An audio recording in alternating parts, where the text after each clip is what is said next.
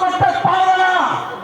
এবার আমি আল্লাহ তোমাদেরকে জানিয়ে দিচ্ছি, এই মহাগ্রন্থ আল কোরআন খুঁজে খুঁজে যদি তোমরা অনুকরণ করতে পারো, এই আলোকে যদি রান্নাঘর থেকে শুরু করে সংসদ ভবন পর্যন্ত শুধুমাত্র জাতীয় মসজিদ বাইতুল মুকাররম আল্লাহর বিধানের আলোকে চলবে না।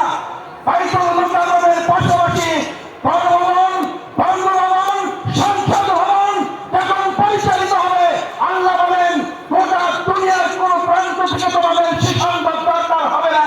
আমি আল্লাহ ঘোষণা করছি, ওয়াবশিরা লিল মুমিনিন, এই সুসংবাদের মালিক কে? আল্লাহ। এই সুসংবাদের মালিক কে? আল্লাহ। তাই না? না। আল্লাহ। Russia, Bharat, America, German, France. আর একবার মন উজাড় করে হৃদয় থেকে জোরে আওয়াজ করে বলুন, এই সুসংবাদের মালিক কে? কিন্তু শর্ত প্রযোজ্য।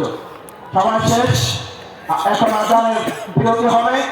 আমি একটা কথা বলে আমার বক্তব্য জানতে চাই। এই যে এত ভালো ভালো খবর দিলাম, মোবাইল কোম্পানিগুলো বড় বড় লেখা থাকে বিজ্ঞাপন, এই অফার সেই অফার, শেষে ছোট করে লেখা থাকে শর্ত প্রযোজ্য। আল্লাহ তারা শর্ত প্রযোজ্য করে দিলেন, লিল মুমিনিন, এজন্য তোমাদের মুমিন হতে হবে। আজ এখানে সিদ্ধান্ত নিতে চাই, এই তাফসীরের কোন মাহফিল থেকে ডক্টর মিজানুর রহমান আজহারী সহনদান ওলামায়ে কেরামের সম্মিলিত কোরআনের বয়ান পেশ করবেন। এর আলোকে পরিপূর্ণ ইমানদার হয়ে আল্লাহর জমিনে আল্লাহর দ্বীন কায়েমের জন্য কোরআনের খাদেম হিসেবে এখান থেকে বিদায় নিতে রাজি আছে যারা? ইনশাআল্লাহ।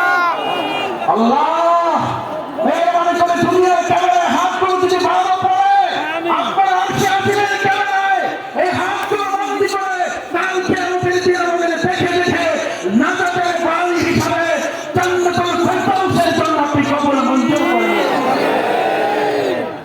সুবহানাল্লাহি ওয়া বিহামদিহি, আশহাদু আল্লা ইলাহা ইল্লা আনতা, আস্তাগফিরুকা।